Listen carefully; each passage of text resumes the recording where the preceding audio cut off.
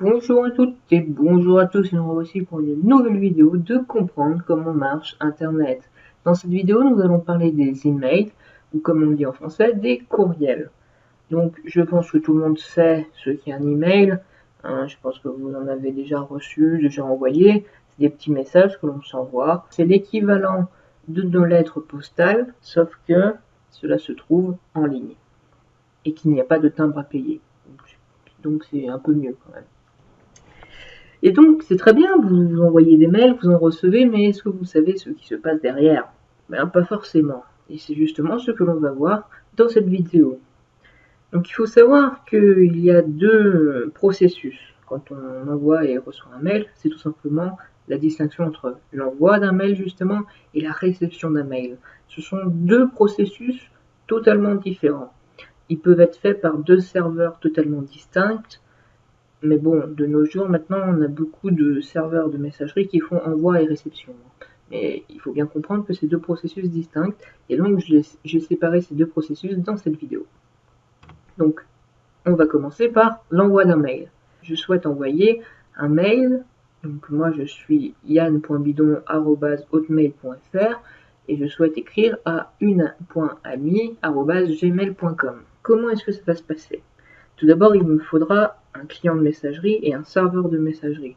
Parce que tout simplement, c'est une relation client-serveur, comme on peut le voir pour les sites internet par exemple.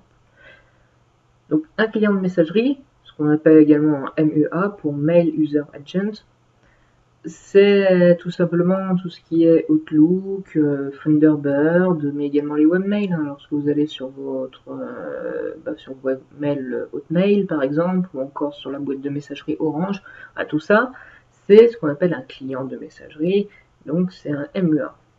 Ensuite, il nous faut un serveur de messagerie qui appartient cette fois au service que l'on utilise. Donc en l'occurrence, j'utilise Hotmail, donc ça va être tous les serveurs de messagerie d'Hotmail. C'est lui qui va envoyer tout simplement mes messages. En l'occurrence, on appelle ça un MTA pour Mail Transfer Agent. Donc, comment ça se passe? Je souhaite écrire un message. Donc tout d'abord, j'écris mon mail sur mon client. Donc en l'occurrence, je mets le sujet, je mets le destinataire, je mets les pièces jointes, etc. Ensuite, je vais l'envoyer au serveur de messagerie d'Hotmail. Donc pour ça, j'utilise un protocole qui s'appelle le protocole SMTP, donc Simple Mail Transfer Protocol. Et ensuite, mon mail, voilà, hop, il va sur le serveur de messagerie du service que j'utilise. En l'occurrence, j'utilise Hotmail. Bien. Lui, de son côté, le serveur Hotmail, il va voir le mail, il va voir que c'est destiné à une.ami@gmail.com. Lui, tout simplement, il voit gmail.com. Donc lui, il va comprendre qu'il va falloir qu'il parle avec les serveurs de messagerie de Gmail. Il va voir le serveur de messagerie Gmail, qui est également un MTA, et encore, par une simple requête SMTP, donc Simple Mail Transfer Protocol, il va envoyer le courrier sur les serveurs de Gmail. En l'occurrence, c'est évidemment sur le serveur de réception. Là, j'ai fait une distinction. Là, en gros, c'est un serveur d'envoi.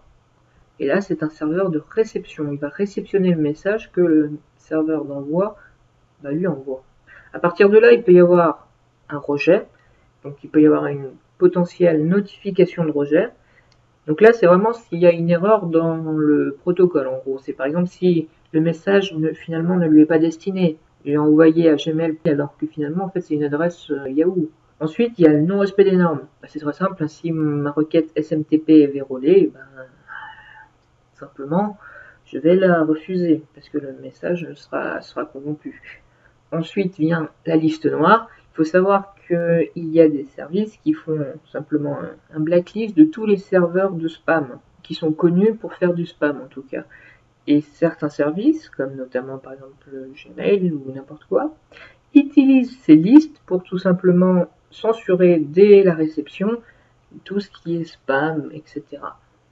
Donc si un jour votre serveur est blacklisté, vous n'avez pas de peau parce que ça voudrait dire que tous les messages que vous envoyez sont supprimés avant. Donc évidemment, il y a une notification de rejet qui est envoyée au serveur d'envoi, c'est-à-dire à celui-là, et puis qui l'enverra également au client pour dire que son message n'est pas passé.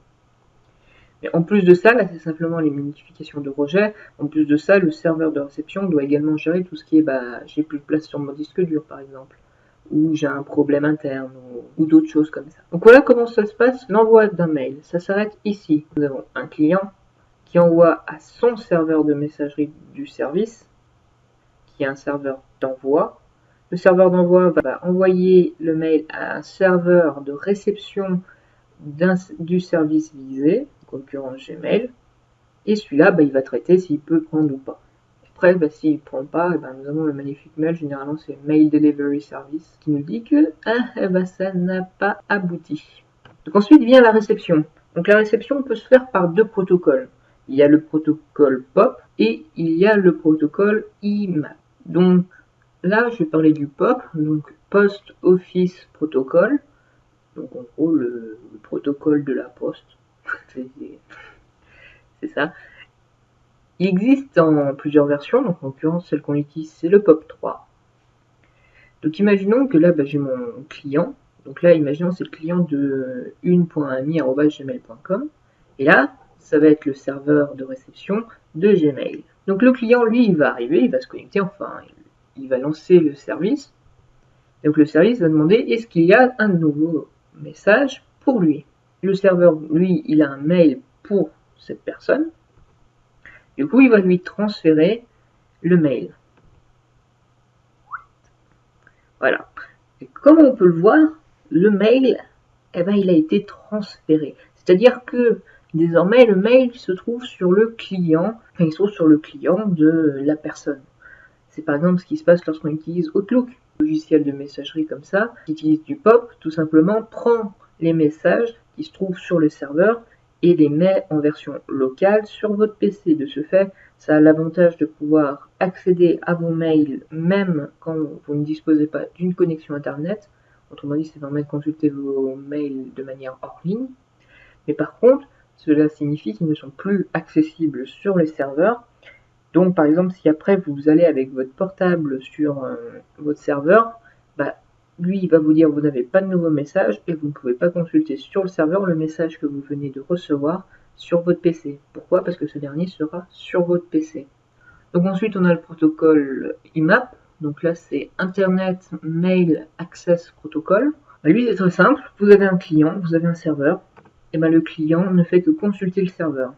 Là, par exemple, c'est tout ce que vous avez dans les webmails, par exemple, mais également les logiciels chez Outlook, on peut configurer pour qu'ils ne fassent qu'une copie et non pas qu'ils prennent purement et simplement le mail qui est sur le serveur. Et par exemple, tout ce qui est le client de Hotmail, par exemple, qui est en ligne, ou encore la messagerie d'Orange qui est également en ligne, nous faisons simplement pour consulter les serveurs mail, nous ne les avons pas sur notre PC. Le problème de cela implique qu'il nous faut une connexion internet pour pouvoir accéder à nos mails. Mais par contre, justement, on peut se connecter sur plusieurs devices à la fois, à plusieurs machines.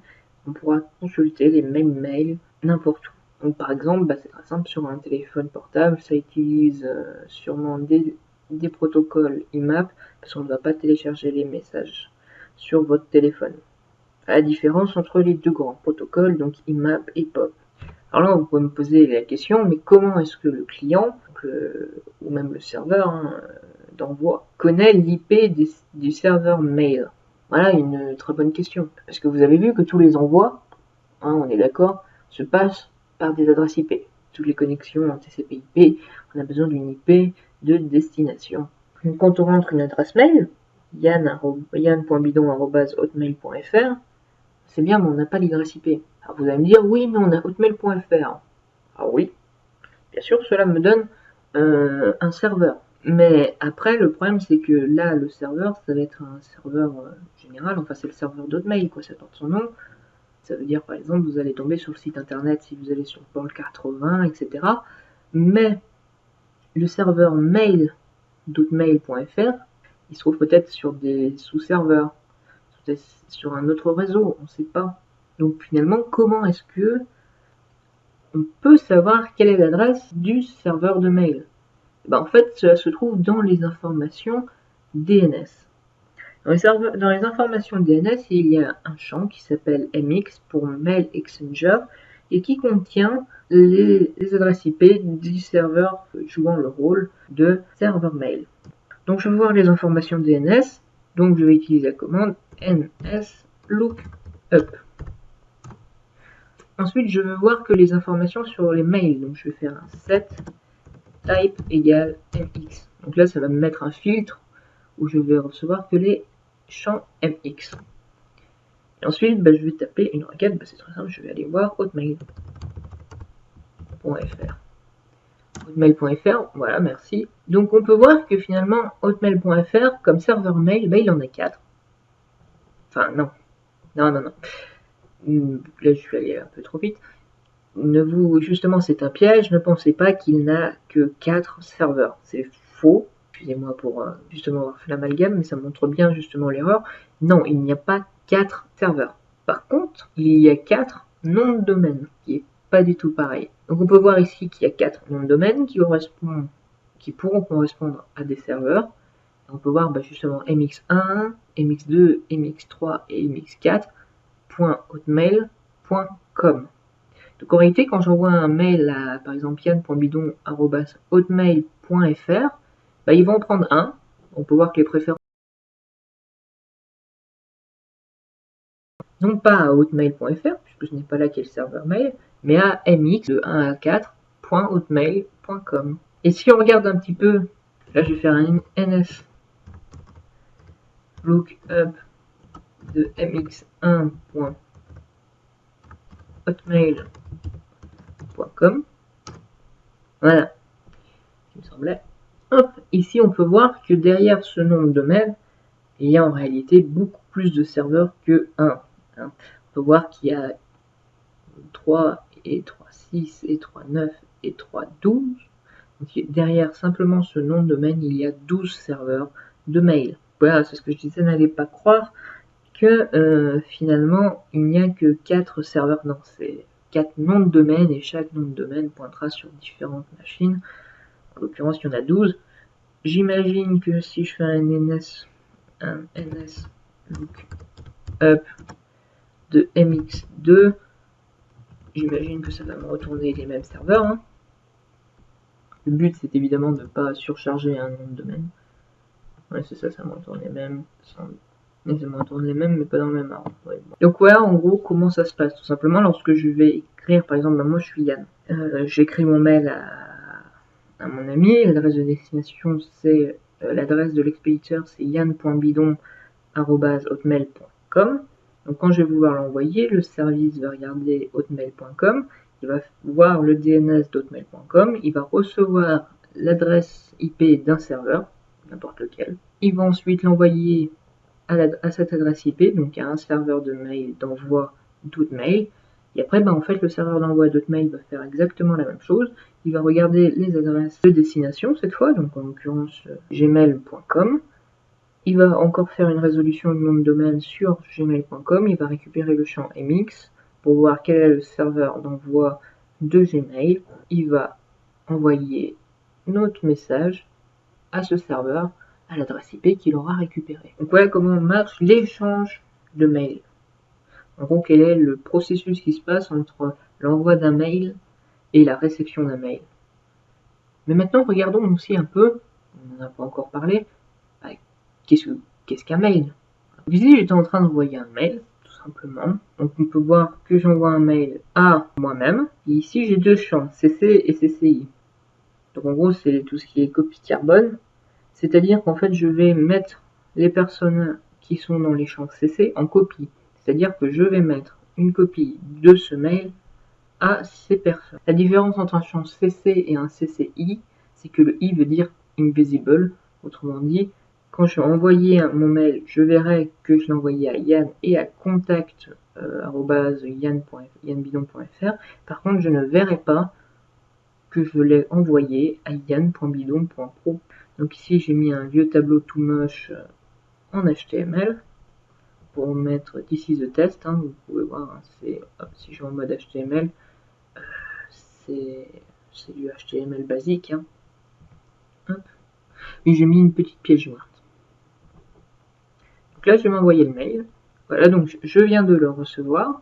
Bien voir que j'ai reçu avec ma pièce jointe et mon magnifique tableau. On peut voir que le destinataire c'est bien Yann, donc c'est bien moi, et je peux aussi voir que ici je l'ai envoyé en copie à l'adresse contact yann.bidon. Par contre, si je regarde dans le détail, je n'ai pas le champ CCI, donc je ne peux pas savoir que j'ai envoyé sur mon adresse pro. Là c'est bien, mais on peut aller voir encore plus en profondeur en allant voir la source, afficher la source. Voilà. Donc cette fois on rentre en profondeur, qu'est-ce que contient un mail réellement? Donc voilà, on peut voir finalement quel est le code source de notre mail. Ici, les champs que l'on peut voir là, c'est principalement ce que l'on appelle des headers.